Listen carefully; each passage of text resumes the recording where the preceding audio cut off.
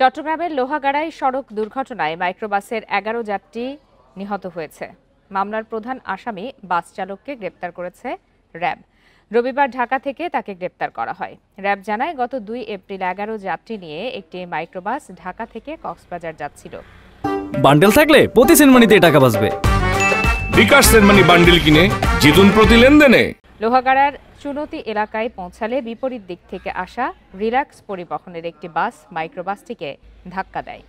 এতে ১১ যাত্রী নিহত হয়। ঘটনার পর পালিয়ে যায় বাস চালক সোহেল তালুকদার। নিহতের এক স্বজনের করা মামলায় তাকে গ্রেপ্তার করা হয়। এদিকে চট্টগ্রামের শিরাবিতে ডাকাতির প্রস্তুতিকালে ৫ জনকে আটক করেছে পুলিশ। রবিবার রাতে ৭ রাস্তা মোড় এলাকা থেকে তাদের আটক করা হয়।